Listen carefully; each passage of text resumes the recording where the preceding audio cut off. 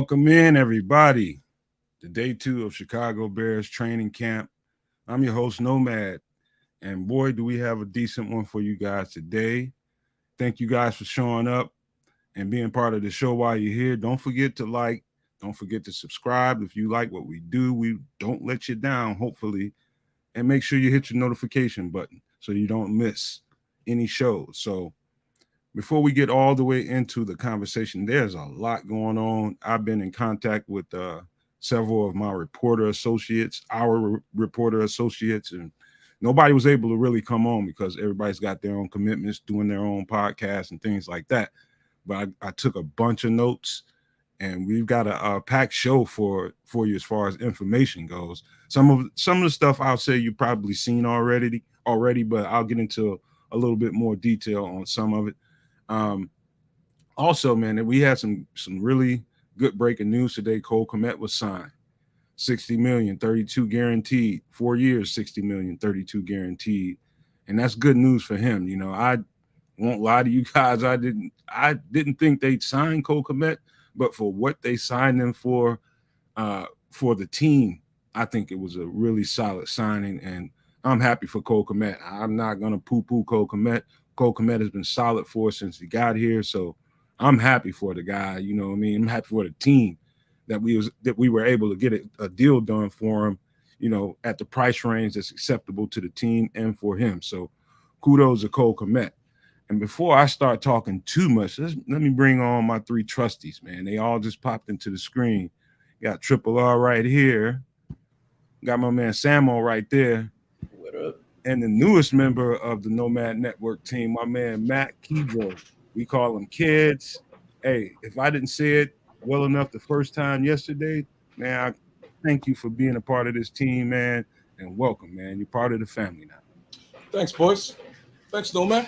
Appreciate it. So let's just go ahead and knock out the big news, and let's deal with that right away. Cole Kmet, 4 years, 50 million. And 32 million guaranteed. That's a handsome ransom for Cole Kmet. He's going to get 32 million regardless. And so, hey man, we can't be mad at that because during the offseason and the build up to talking about should he get paid, that sweet spot of 11 to 14 million up in there is nice for his age as he is now developing into his position, his prime. That's a good deal for the front office. You know, we had the money to spend. It's a win-win on both sides as far as I see it team-wise and the Kmet family. I agree. Absolutely. I know when we had our show, when we talked about extensions, Cole Kmet was the first guy I talked about who not only deserved an extension, but I feel like he earned it, man. He's gotten better from his rookie season all the way up to, you know, this 4th year point. And he's shown himself to have become a consummate pro. We've seen his body composition change. We've seen his game just progressively get better. And it's at a position that we know that historically takes players to learn a little bit. You know, it has a steeper learning curve at the tight end position. So, you know, it usually takes guys a little bit learning to come into their own. And I thought last season, 800 yards, 7 touchdowns, Cole Kmet became a pro, and he showed us that, you know, he can play in this league and he could be a good player in this league. Hey, you know what? I only see, usually we do shows and you see 50 people in the chat, maybe 60 sometimes. But I think there's an interview going on with Ryan Poles on 670 to score. I think most people are tied into that right now, but that's okay. That's okay with us, man. As long as you get an opportunity to watch the show, don't forget to watch the show, man, because you know, if we weren't doing the show right now, I ain't gonna lie, I'd be watching the thing too. Because I want to hear what he's got to say every time I get a chance to hear him. But yeah, man, I'm you know what? Before I start talking kids, how you feel about that contract for Cole Kmet? I was worried that Mr. Poles wasn't going to re-sign any of the old Ryan Pace guys. So this is the first, right? This is the first Ryan Pace guy I believe that he's put any money behind or any influence behind, and that's very interesting to see. It's it's a good sign for guys like Eddie Jackson who will be coming up, Jalen Johnson, etc. It's a good sign that he's not polarly opposed to doing business with these guys. In other organizations, in some situations, everybody gets flushed out. We watch a lot of folks get flushed out. End of the day, at least we know that Cole has been moving forward and moving upward and doing good things for the team as a whole. I'm glad that that's finally resonated with Ryan Poles, and he's made a decision to keep him. I think he'll be a fantastic addition, continuing on with the team. You know something? Work ethic and dependability. When I start thinking about Cole Kmet, those are the two things that stick out. When you get ready to pay a guy or potentially pay a guy, that has to be two factors that really, settle in for someone when they decide, all right, this guy, we need to give him this or give him that. He's been dependable. His work ethic is fierce. Based on everything I know about Cole Kmet, teammates seem to love him. You just heard Darnell Mooney today, if you watch the presser, be emphatic about how he cares about Cole Kmet. And so, with all that said, and you hear the coaches all the time, Cole Kmet is the kind of guy we were looking for. He sets the right kind of example for the tone and the tenor that we want inside this building. And so, I feel the way I feel about Cole Kmet because I feel the way I feel about Cole Kmet. It was only about, for me, I'm not going to run from that. It was only for me. It was about which guys do you think would get an extension? And I thought Cole Kmet, I was just like, man, I didn't think that Cole Kmet was, I underestimated him as far as how the Bears see it. So that's just my point of view. It has no reflection on who Cole Kmet is as a person and as a player. I just thought that, with bringing in Robert Tonyan, that might be a signal that, okay, man, he might beat you out of your money. So that's just where And that's, you've heard from us now. There are a few comments. Big up to Mike. He's hitting us on the Facebook page, Nomad Live, as you can. May cost us more if waited until the end of the season. I'm sure he'll show his appreciation, for giving him his bag early. He's balling out. Joseph, I really like the contract Kmet got. It says a lot of what Poles is trying to achieve going forward. He wants guys that put in the work and ain't trouble. And then who was it? King, and there's a couple more comments there before we move ahead with the rest of the Bears news for training camp. Okay, Bear Truth 9 hitting us on the YouTube comments. Like, share, subscribe. The Nomad Network, Nomad Live. Hey, how you doing? One more looks thing.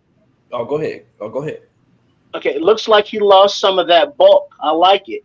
He's big already. I think that extra muscle took away from his athleticism.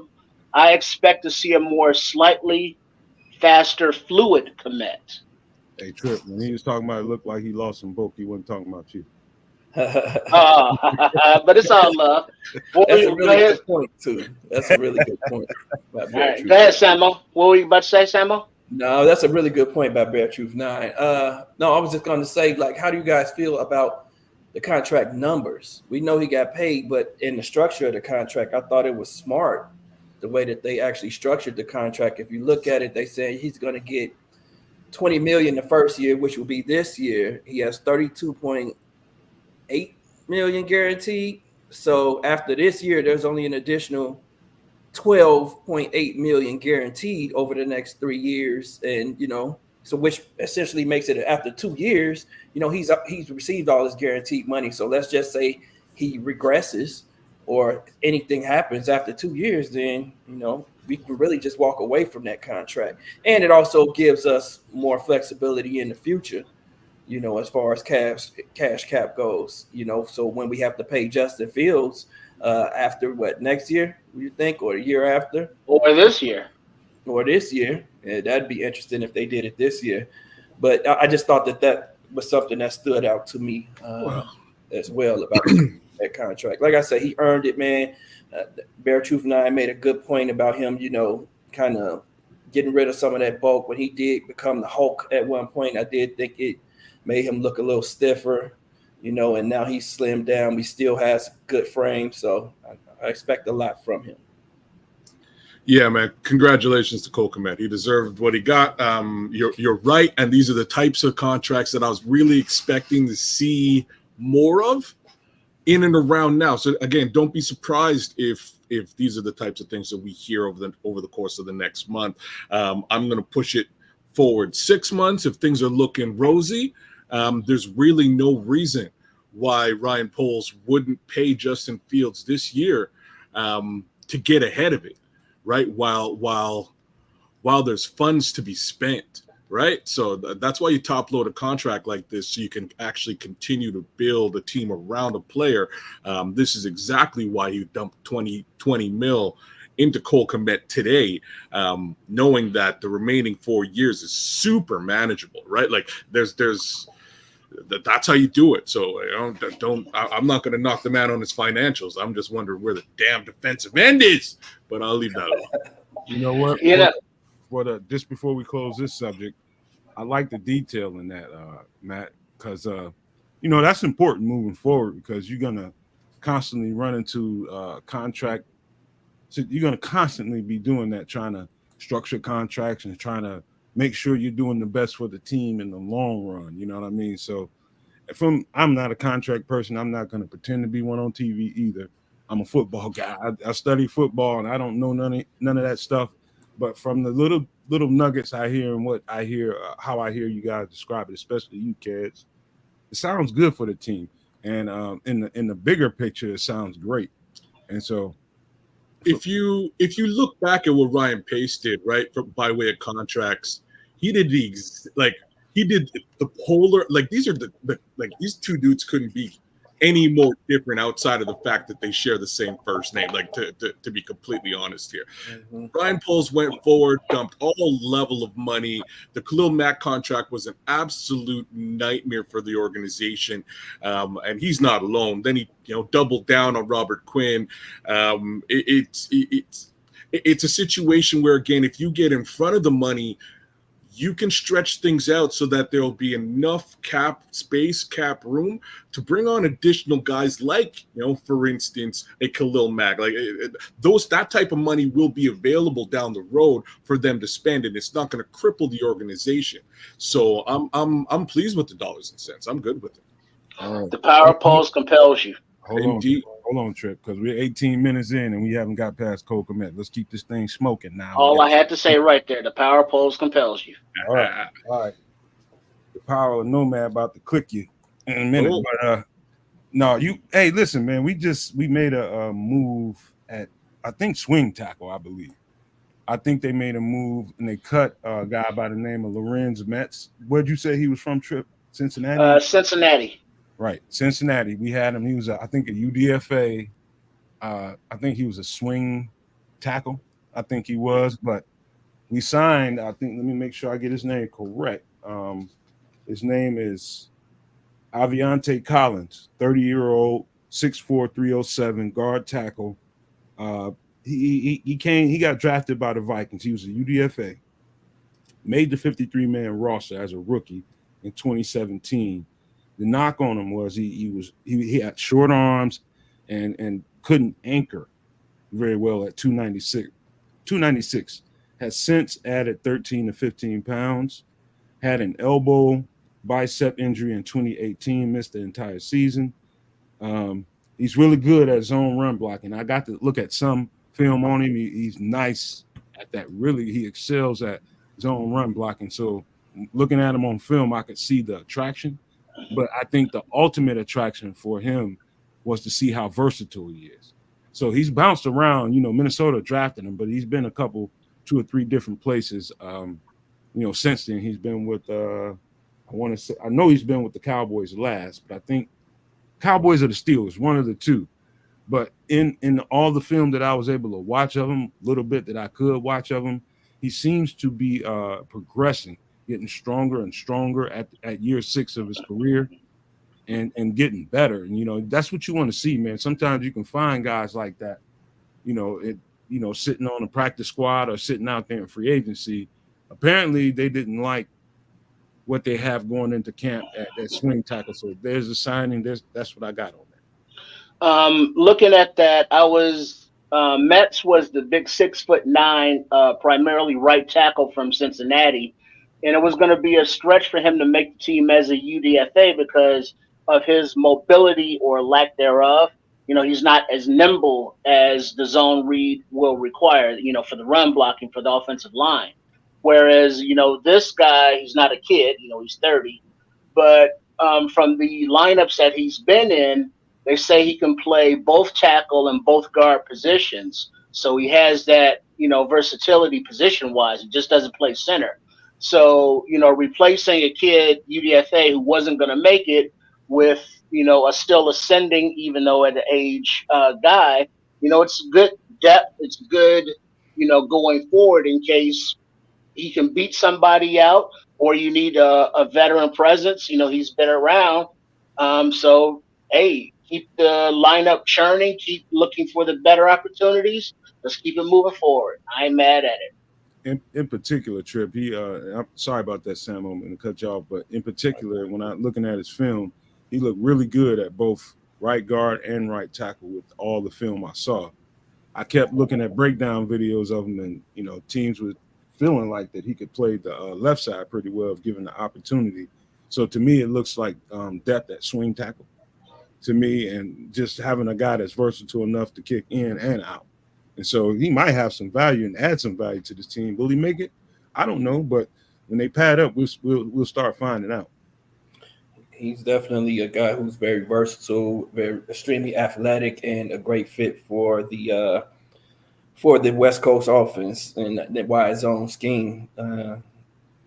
He has played some left tackle in the NFL. Left guard in the NFL as well with Dallas. I think it's a great addition to the team. I hate that they made it so late. I wish they would have gave the guy a real chance to, get familiar with the playbook early on. But it is what it is. I think he definitely has a chance to stick because of his position versatility and his athleticism. We'll see what happens. Like we said, the swing tackle position is definitely a competition right now, and the more bodies you have in that competition, the better. It's going to bring out the best in someone. We'll just see who it is. It might be him. Yeah. I mean, that's before we close, because I'm looking at a highlight of Aaron Crookshank putting it on somebody in practice, number 25, whoever that is. He's putting it on. Come on, son. Come on. That's my sleeper. That's my sleeper. You got. I'm looking at that video right now. He's putting it to a dude, man. But yeah, let's get to some other news that's potential breaking news.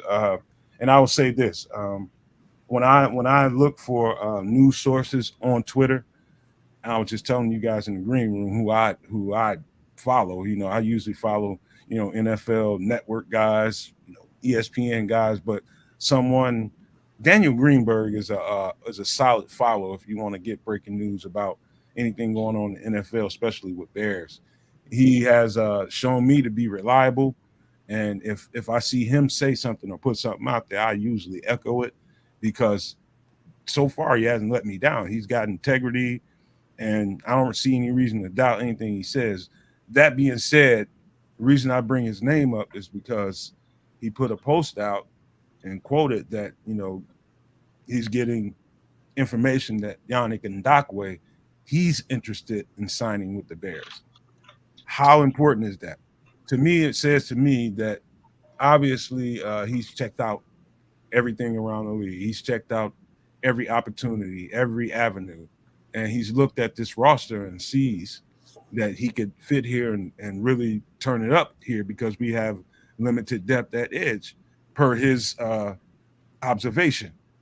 And I think it's probably down to what? Dollars and cents at the end of the day. He probably wants something long term, and the Bears are probably looking for 1, maybe 2-year deal. And so I take Daniel Greenberg at his word. It's probably smoke behind that. It's probably fire behind that.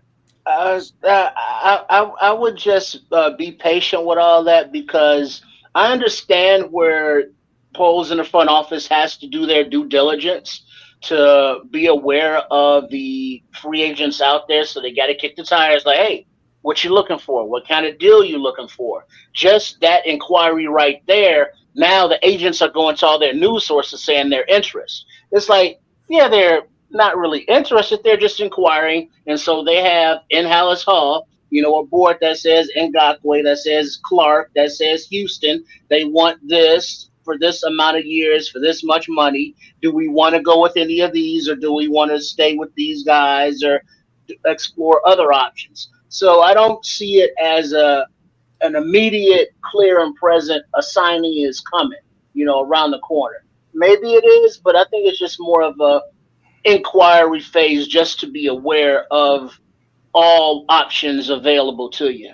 So this is popping up. Hold on, Matt, because Tripp's being a tight butt right now. He hates to hear that we might be signing somebody because he's on this whole spiel about we need to let the young guys play. We need to give the young guys play. Man. Listen, man, if they could sign Yannick Ngakwe or Justin Houston at the right dollar amount, guess what? They're gonna sign him. Well, understood, but now that also brings the question: why are they still unemployed? What other teams are out there looking to sign them? And so if there's no other teams bidding, Poles can be like, look, man, I'll give you this $500,000 a bucket of balls. Other than that, where else you gonna play? Come take it or leave it. But the question is, why are they still unemployed?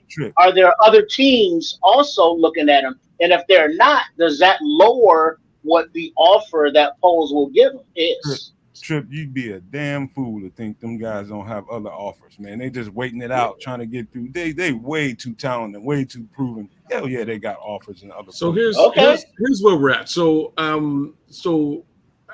Greenberg isn't the only guy talking about this right now. Chris Emma's come out and he's talking about it as well on 670. That I can tell you. I'm just looking at some good old Twitter stuff right now. So other folks are talking about Ngakwe. What the speculation is right now is that he's harping up because he's hearing the noise about Houston. And somebody got to get this job. Somebody got to get this money. So between the two of them, Ngakwe is now saying, hey, yeah, the Bears would be a great place for me to go. And he wants to make that known. So, again, everybody takes a second look at him. Facts of the matter from what you were touching on there, Triple R, there's a lot of reasons why people may or may not have been willing to shell a whole bunch of money out to either one of those guys. It starts with age with Houston, and it starts with lack of run defense with Ngakwe.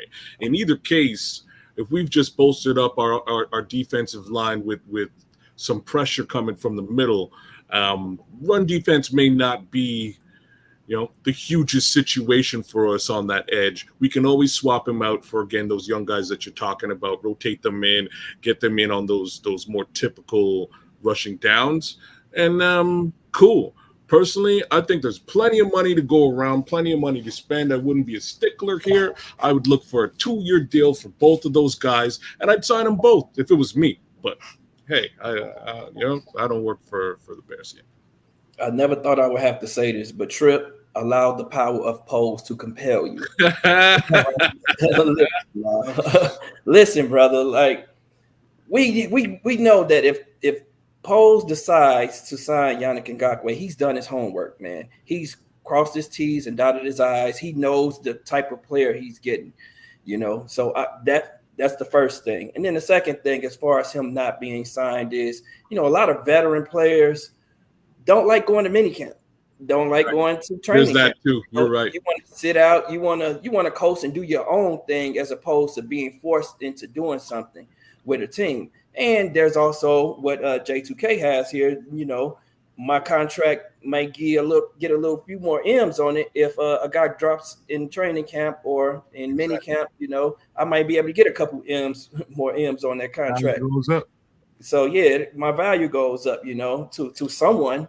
And so I think that's more so what it is. And then, like Poles has said, it's a two-way street. You know, guys aren't ready to move just yet, and you want to see the best deal you can get. And the only way you're going to do that is if you wait. If you have a value on yourself, then I will wait it out too. If I'm a good player, if I know I'm a good player, like Ngakwe, Like I think Ngakwe. he's done something that only 7 players in the NFL have done, as far as getting 8 sacks a year. Something that I heard Greg Gabriel say earlier today on the Barroom Network. Like his stats of 8 sacks a year over that consistent period of time. I forgot how many years it was, but there are only 7 other players who's ever done that in the NFL. So he has some value. I'm gonna value myself too if I did something like that, and I'm gonna want a little bit more security. So I'm gonna try to get a longer term contract, and maybe teams like the Bears, we just aren't inclined to sign him to a longer term contract because we have a lot of flexibility for next year where we can go and find the guy who's becomes a free agent, or pick up some guys in the draft. So just to jump on that with a little cap. If they top load a contract, a 2-year contract for both of these guys, maybe even 3, we're laughing. Honestly, it's a laughable situation moving forward. 2 to 3 years, you can cut them if you want down the road. Not a big cap hit. You pay them up front, and off you go. And this is why I heavily lean towards both of them. Right? Like you can afford to do both of them today, given the case scenario on the team, given the dollars and cents on the team. Go do it. I'd do it in a heartbeat. Yeah, just to cap off this conversation, man. I look at it this way: it's a whole bunch of what everybody just said, but at the end of the day, I wouldn't read into at all the fact that somebody's not signed or not signed. The caliber of those 2 guys, man, they are proven. Trust me, everybody in the league would like to add them to the team. It's about the dollar amount. It's about the length of the contract. Period, man. And part of it too is, when you're proven like that, you have the option to, if you don't want to go through camp, you can sit your behind down and wait till camp, kind of is over and then jump in there late, or like J2K said, wait until somebody gets nicked up, or that's going to just add to your value. So there's all kinds of reasons why those guys aren't signed just yet, and so. It still wouldn't surprise me if either one of those guys ended up on the Bears roster at the end of the day. But I do believe they really want to wait until pads come on. But if a situation came up to where they could not wait any longer and they needed to jump now before somebody else jumped and took a guy that they really wanted, I believe they'd swing for the fence for it. So I just want to touch on that a bit because both of you guys brought up injury, and it's kind of important to for everybody to think about the word contingency, right? So, God forbid any one of those DNs that we have today get injured over the course of the next month. Because the fact of the matter is, now you're down a guy and somebody else could be injured out there in the world, out there in the NFL world, and off goes your Justin Houston and out goes your Yannick Ngakoue. So, I just wanted to put that out there from a it's cool to play poker and all that and bide your time and get your money the right way, or spend your money the right way. But injury is real, and you know what? Shit happens. I know it's a daytime show, but it does. And if it does happen, it might be in the Bears' best interest to really think about the word contingency. With that being said, man, that's a good place to take a left turn, because I'm looking at another video of everybody's heard about the DJ Moore sideline catch down the sidelines, a dime from Justin on Tyreek Stevenson, who had tight coverage. I'm looking at it as I'm talking. It's a really nice throw more and catch more than it is anything right there at the corner. He toe taps in, boom, touchdown. But it's no slap at Tyreek Stevenson. He's a rookie, tight coverage. DJ got away with a slight little push off, but barely, just to get that slight separation at the end. But he popped it. Hey, don't be giving the rookie no slack, no man. We know you like him. We know that's your guy. I hear you talk about it's no good. Yeah, he's making excuses. It was tight coverage. It was just a great throw and a great catch. Nah. You're right though. No coverage for the perfect throw. It's a perfect throw, man. Diamond right in the corner, man. But that's a perfect segue, man, to let's get into some of these training camp notes. I don't know what you guys have heard so far, but I've been in contact with a few of our reporter friends, and a few notes, a few notes here and there. One I would lean into, and I'm not going to quote exactly what he said, but what I took away from it is the offense, Justin and the offense. This was Jason kind of saying that, Jason McKee. He said it was decisive out there. They completely carved up the defense out there. Justin was just spraying it out there and just spreading it around. It wasn't just like one or two guys. He was putting it in the hands of a lot of players, man. A lot of dudes was making plays today. So the offense and Justin was absolutely dominant today. Very, very few balls on the ground, I'm hearing. And that's good to hear on your first day because it's usually opposite. That's exactly what I want to hear. I want it like if we have pass rush issues, you know what I'm saying? Like he should be carving these boys up. Like that's really what should be happening on the back end. If we're talking secondary, yeah, it might be a little bit of an issue because to be frank, I think we're going to have one of the more fearsome secondaries in this league moving forward. It's really a question of time now. I just took a peek at that pass. Don't worry about your boy Stevenson. He won't really be on them number one receivers anyways, so we should be all right? Like that's somebody else's job. We should be good. I got all the faith in the world in that secondary, mind you. I think they're going to be dangerous, and if Justin is figuring his way around them, that's saying a lot. It's the welcome news to me overall from everything I heard was Jason also mentioned that the fullback looked good coming out of the backfield. The guy the UDFA we signed, Robert Burns, trusting him on a nice route, great ball placement.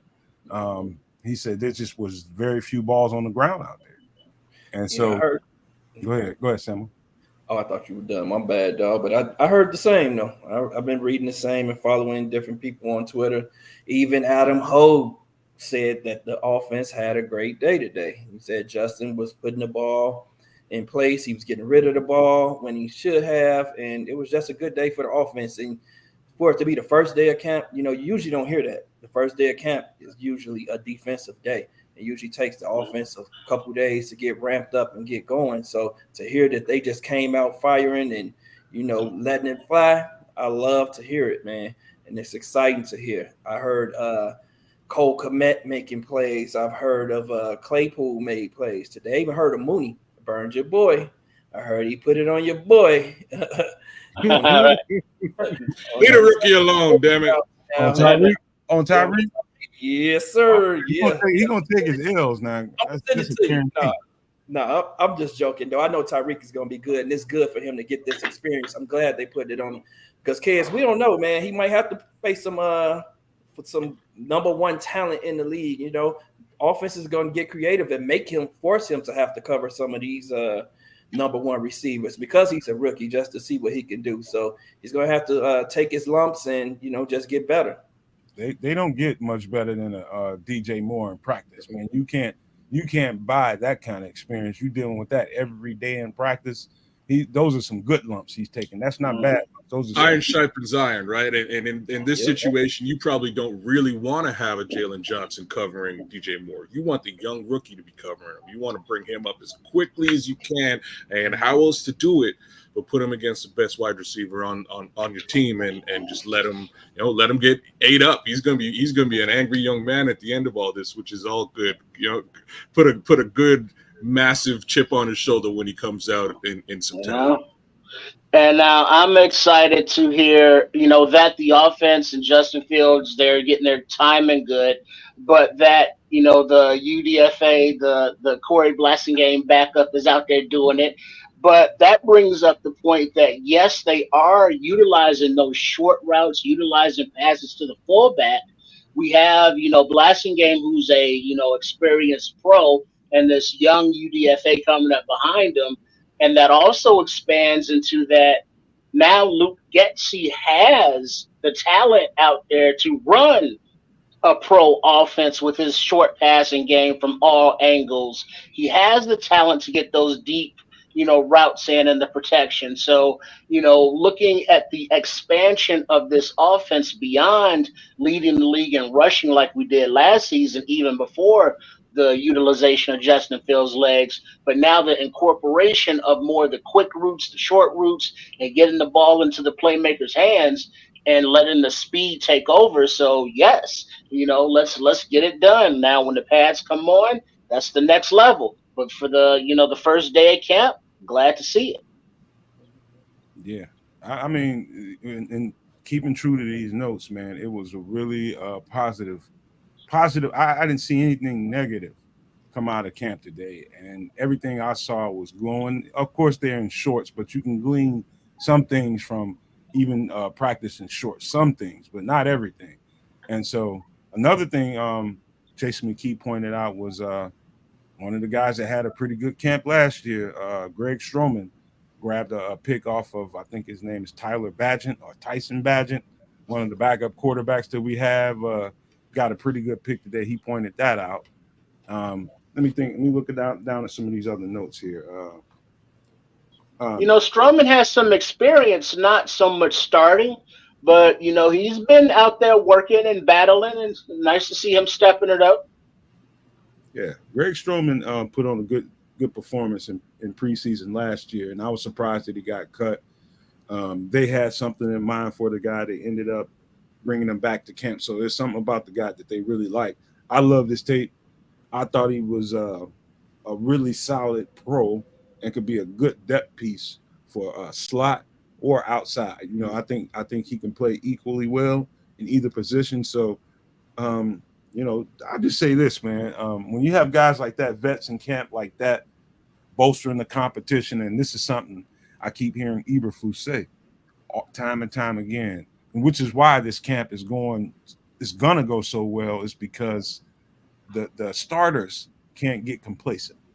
Why? It's because the guy behind you and the guy behind that guy is pushing.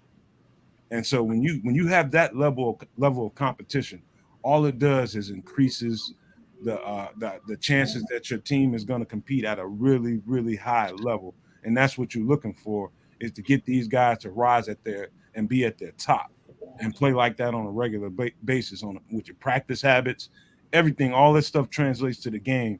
And when you hear Eberflus say things like that, everybody thinks it's coach speak. No, man, dude, that's real.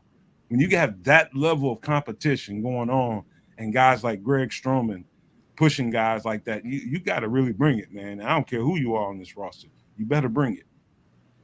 So there's something I want to jump on here, and for all the fans and all that, I want everybody to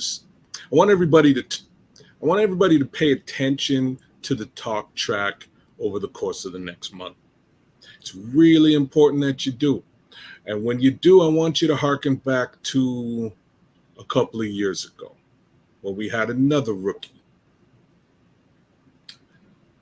Things were weird coming out of training camp almost on a yearly basis. There wasn't a lot of the old, hey, offense is doing anything positive at all. There was a lot of balls on the ground and a lot of talk about it. Hey, Matt, pause. Yes, sir. 1 second. Samo, take the lead. I got to pop out for just 1 second, man. I got you, dog. Right? It's important to pay attention to that talk track, because by no means will the media completely blow what up your what. They're going to tell you what they're seeing out there, and expectations are that it's gonna sound a heck of a lot better than it has sounded in the past. And so far, I know it's only been a couple of days, sounds pretty decent. I expect it to get better and to continue being decent. And if that's the case, then something's about to happen in Chicago that we really may not even be familiar with. And that's offense. Yep. Right? Well, that's something that when you bring up, there's a lot of pessimism. I'm sorry, excuse me. There's a lot of optimism about this year's team. Beyond the, we're going to the Super Bowl, I'm booking my tickets now, people. There are realistic football prognosticators that say, this team could do double-digit wins. Vegas is saying 7 to 9 wins. So overall, there is upside on this team that everyone recognizes, and that we are, ascending talent. So yes, totally agree. Don't be surprised at what can happen out of Hallis Hall and out of this team this year, because that feeling's there. Now there will still be your negative Nancy's who will point out every, flaw, every drop, every missed tackle that happens, and it is happens. It's not saying that they have to ignore it, but they will accentuate that stuff. Whereas I Mhm. think in general, like to your point, kids, the overall feeling is more positive than any of that. I think it has to be right. There was a fair amount, and it was interesting to listen to, and I just assume everybody else was listening the same way that I was. There was a fair amount of positivity that they tried to attribute to the Mitch situation. They tried, but they did it with a grain of salt and a chagrin because they knew what they were seeing. And then you would also hear, yeah, you know what, Mitch had a bad day. Yeah, you know what, he had a bad day. It was a bad day for the offense as a whole. And that talk track kind of continued. And then you get to the regular season and you're like, okay, well, yeah, they kind of let us know that this offense was going to be a little bit rusty. Right now, that's not what we're hearing. We're hearing something completely different. And that is impressive. And I hope it continues. And if it does, bet the over. Yep, I agree. You definitely want to bet the over. And like you said, man, we're starting to see a change of the tide. And that's what we want to see. And my only fear is now, it'll be the talk about the defense not stepping it up and the problems on defense. We'll see if it's just, a case of finding the negative talking points to speak of. Because if the offense comes out clicking and they put together day after day after day, and they're just out there killing it, then it's going to be a lot of talk about how bad our defense is and how That's the bad our defense facts. is going to be. Then that'll be the target as opposed to, accentuating what's going well, So, which, to some point, when you do have to talk about, what's not going well, but are you just saying it it's just the way that you say things? Are you just saying it to be negative, or are you saying it just to point out the fact that, Right. the defense is getting beat a lot out here, for us to have spent all this money on these linebackers, and I'm just anticipating hearing some stuff like that if the offense continues to play well. That's But it. now, and then also don't trip, because there is still a difference between being able to quote unquote tackle in preseason and training camp than actual live games. And so the defense, they're not going to be laying out their teammate wide receivers, on legal hits, even if they can. They're not going to be ripping at the ball full force. So there is still going to be a level of not full speed football going on, even with the pads on. And so you can't make any judgments whatsoever until actual games start, because at the end of the day, they're going against their own teammates in practice. So there's only going to be so much intensity and vigor into those practice reps. It's so funny, man. It's 6 of one, half dozen of the other, right? If the talk track is that the offense is heavy, again, that bodes well for all of us because we ain't seen nothing like that. It'll be an exciting season. But the flip side of that is, you're right. You hit the nail on the head, Samo. You're right. Maybe we really do have defensive issues that need to be managed and mitigated. Once more, I will say, I have faith in everything. Everything midway to the back. We'll just see what the front five look like. That's really all I need to see. I need to see them guys really step up and, for the most part, manage that run game. If the pass rush is an issue, run game should be non-existent for other teams, and that's what I want to see. If I don't know, we'll see how it goes, but I pay attention to the top track is really all I have to say to all the fans. Just pay attention, listen to what these guys are saying, and remember what they said with Mitch. Okay. Right. A few more quick notes to we can react to before we get out of here. Some couple of things stuck out to me. three things actually. Word was I got that Khalil Herbert, and Foreman were splitting first team reps. So keep that note in your head, guys. Also, Taurus 9. Hey, man, get that notification turned on, man. We don't want you missing shows, man. And so, everybody, make sure you hit the like. Make sure you subscribe if you like what we're doing, which I hope you do. And make sure you hit that notification bell, man, because we don't want you to miss shows. We're going to be trying to, as long as they're up at House Hall having a training camp, we're going to try to be here every day at the same time. We might call an audible here and there to adjust what time we come on, but we're going to try to give you a daytime show and whatever content we have going on Thursday and Sunday, same time. But that note about Khalil Herbert and Dante Foreman, that's a real knockdown drag out that's going to go on in camp when they put those pads on. I think so too. And if you noticed, the last time Justin was at the podium, he specifically mentioned Foreman and Foreman's leadership in the running back room. And I was like, oh, really? You did? Okay. Okay, you did talk about Foreman. I have a strange feeling Foreman just might take that job. And yeah, I have a strange feeling, and I think it's more leadership-based as well as based on what he was able to accomplish last season after McCaffrey left. I think he did really well for himself, and I think he'd be a pretty solid, quote-unquote replacement for David Montgomery. So in the end, it'll still wind up being a committee case scenario back there. But I think they're looking to him for leadership. I think it's become a thing. Looking at and counting the numbers on my little fingers here, if you got Roshan Johnson, he ain't going nowhere. He was a 4th round pick. You look at Ebner, who was a draft pick last year. He could be on the bubble. Then Travis Homer, he's a special teams ace and a good running back. He's just brought in. Then Dante Foreman and Khalil Herbert. That's a crowded room. And all of those guys have some things in common that Herbert does not have. They can all block for the quarterback, and they can all catch out of the backfield. Herbert's a more run kind of guy.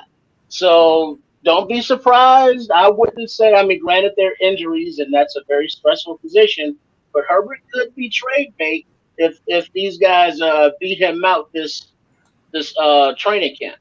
You heard it here.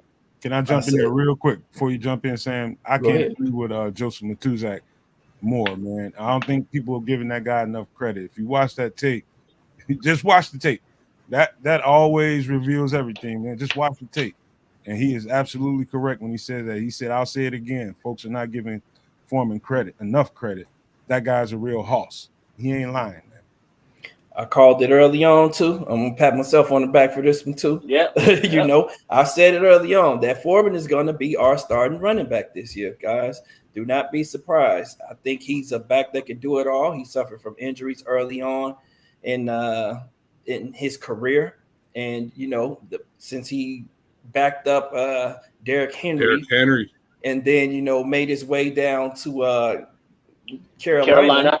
With the Panthers, man, he really found his way. I think it was all had to do with his weight. He came in the league pretty heavy, man, like 240 pounds, but he was still running a 4.4.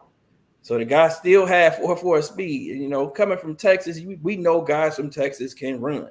He proved it last year, 900 yards in essentially only started half the year. So we know he can catch out of the backfield. We know that he can also pass block.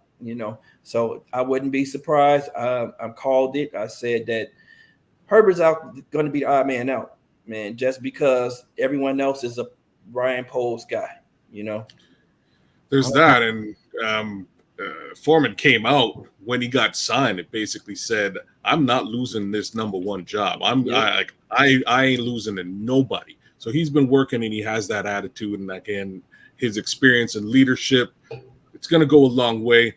Once more, I want Rojo to run the show and beat everybody. But I kind of feel like the leadership aspect is what might just win Foreman this job. They talk about him being a leader too, though. They talk a lot about Rojo's leadership. So I think it'll be one of those two guys. I wouldn't be surprised if mid-season Rojo just turns it on. and things start clicking for him. But right early on, for sure, I think Foreman is going to grab that bull by the horns and he's going to ride, baby.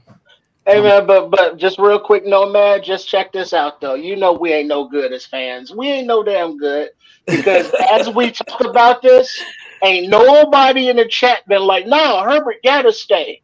Whereas opposed to back in the day, a few months You ago, when it was like, "Hey, Monty could come or go," it's like we gotta keep Monty, we gotta keep him. Now it's like we got Herbert might go, and it's like, yeah, that Rojo is nice though.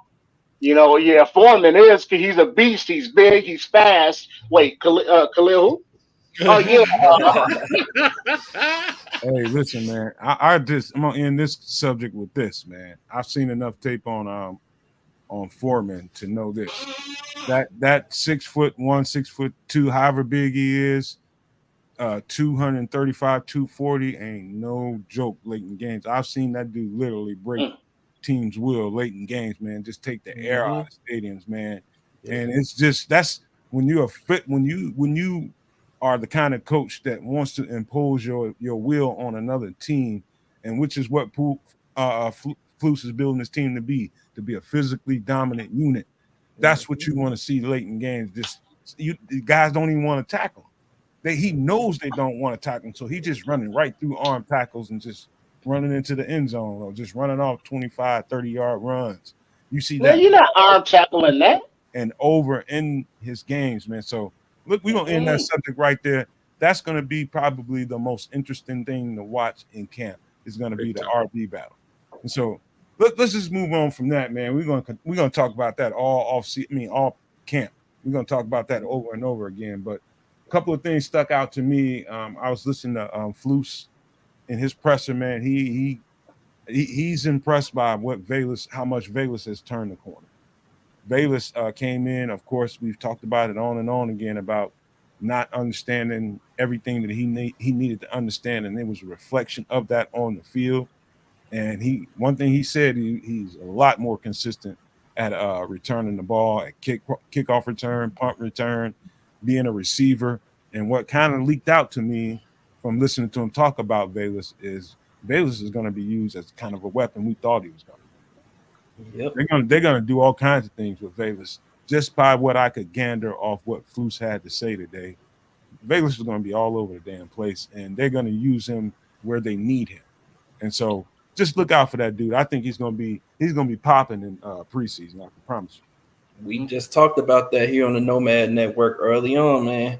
The last few weeks, if you've been following us, we just talked about Velus, being that return guy in the mode of Devin Hester.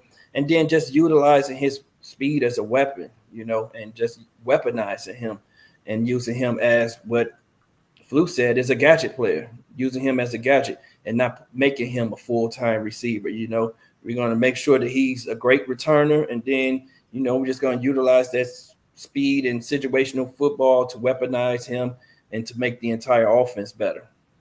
Holla if you hear me, because like we were saying, Velus is a weapon. You can line him up as a returner as long as he's catching the ball. He can line up at wide receiver, but he can also line up in the backfield or you split sets because he's big enough to run the ball or screens. You just want to be able to get the ball in his hands as soon as possible from whatever angle, beyond your traditional wide receiver route tree routes. So it's good to hear that he's catching on because, hey, he got a lot of ribbing for his age last season, and which I guess it still is, but he's still a rookie, and this is still the NF freaking L.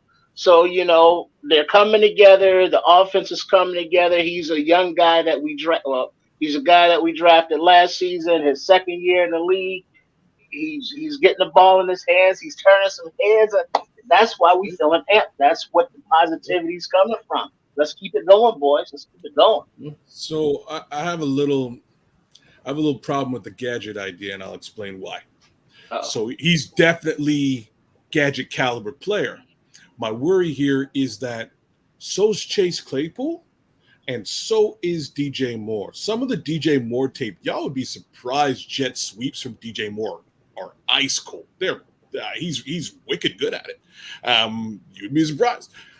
I see all three of those guys having similar capabilities as that gadget player when a gadget type play needs to be called. And right now, it all boils down in my mind to one thing: is he going to hold on to that ball or not? That's it. Fair enough. I But will. now, just one thing, end around or that. That's not. I mean, it's still every wide receiver runs that. So Hey, we got a no, little bit. We got just a little bit of time left, man. We're gonna talk yeah. about him a lot more during the preseason, man. Let's one last thing. You got One a last jugs thing. machine. That's pretty funny.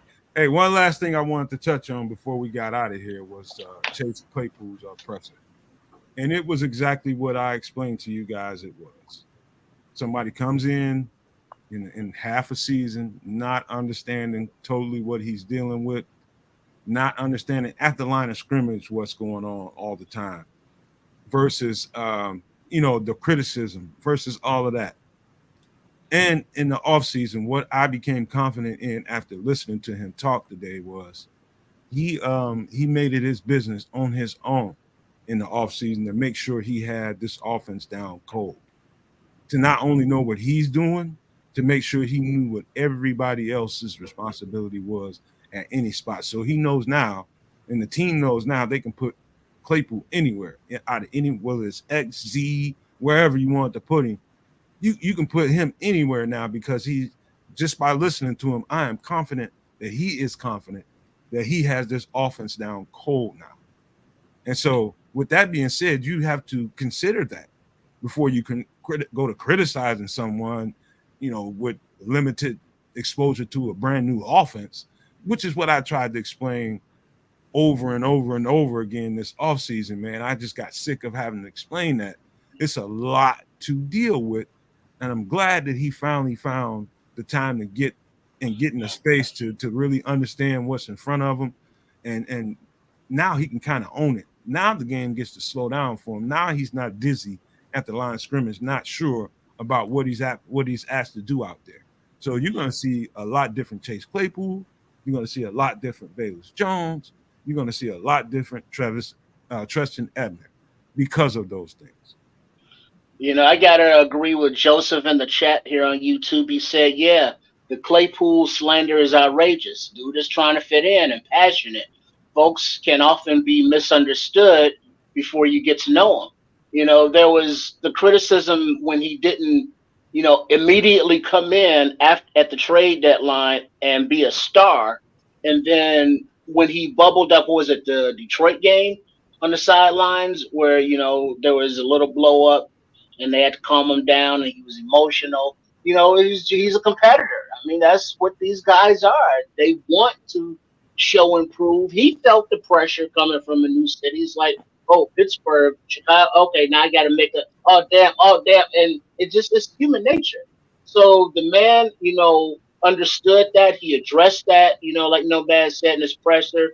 So he did take a look inward and took the responsibility for that. He improved his mental aspect and knowing the offense. So he's just ready to go out there and play ball. Just let the kids play. Him too.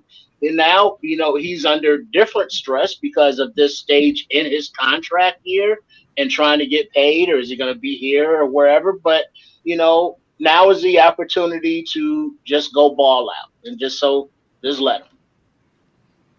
What stood out to me about that interview, man, was his demeanor, man. He went in there calm, cool, and collected and remained that way throughout the interview, knowing all the BS that the writers and some of the people who were sitting there asking him the questions had put out there and kind of riled up the fan base. He said that he understood why people felt the way that they felt, and he just flat out said that perception does not match reality, so I'm not going to be upset.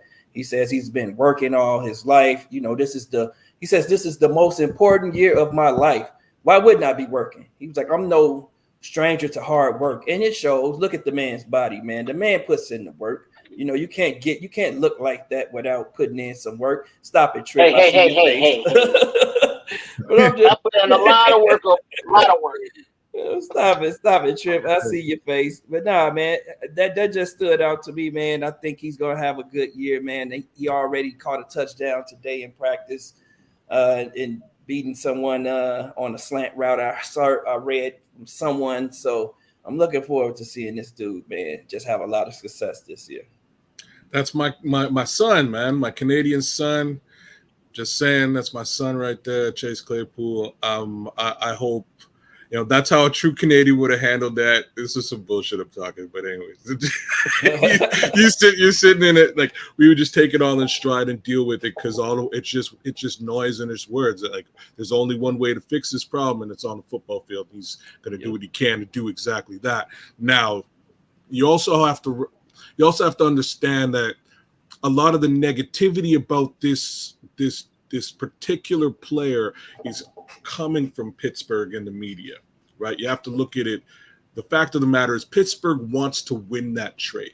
They feel like he was not the guy they needed him to be for their organization, and that's why they let him go. Fans want to also get behind that decision. So there's a whole other side to this equation that Bears fans sort of need to look at and recognize. It ain't just noise for noise's sake. It's noise because they want to feel like they won this one and they got the better pick and things of that nature. Now, when Bears fans turn around and just completely accept the narrative as it's being spoken, you might want to think about things like that. Right, you might want to think about where the narrative is coming from and why it's coming so negatively. As long as Chase is, has the wherewithal to have that understanding, we should have the same understanding too. So, that's just beautiful commentary right there, man. And for just a quick little note of reference, man. You guys talking about, Justin Fields has no excuse now. He needs to do this. He needs to do that.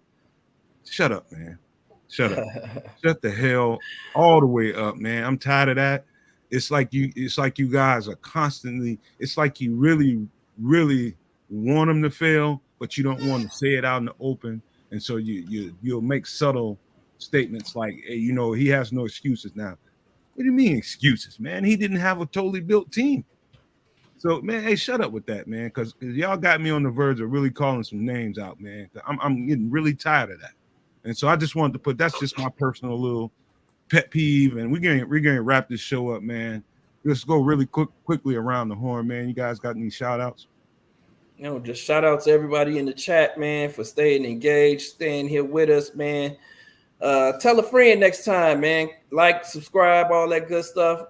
I know Tripp is going to do his spiel before he gets us out of here, but I appreciate you guys, man. And that spiel, somewhat, sorry to cut you off, but I'll do the spiel so people get it, and then we can go to the Kmet brother. The Nomad Network, live there on the YouTube, on the Facebook. You can find him also on Twitter, where he might be calling out names like he do sometimes on Nomad at Night, which you can hear on Sundays. It's the Parental Advisory Alert Show, where you can also find MF in the kitchen. Hey, how you doing? And so make sure you are liking, subscribing, and sharing, of course, and hit those notifications, looking at you, son, to make sure you know when we are going live daily during this 2023 Chicago Bears training camp. And so you can stay up on all the latest news and info. And if you need to, hit us on the email, nomadlivePod2023@gmail.com. Thanks, y'all, and I'll let you soon. That was a beautiful spiel. I just want to give love and shout outs to the chat. Son, J2K, always good to see you. Cornelius Squalls, King Booker World, Mike Withrow, Joseph, I'm not going to butcher your last name, Dylan Prescott, all the regular homies. Thanks for showing up. Thanks for showing out. Like and subscribe. You know what it is. Hey, I'm going with Matuzak. Matuzak? That's how it goes? That's the way it's going today. All right, fellas. Let me do a quick little side of business right quick. Don't forget we are on tomorrow live at 8 p.m. Eastern.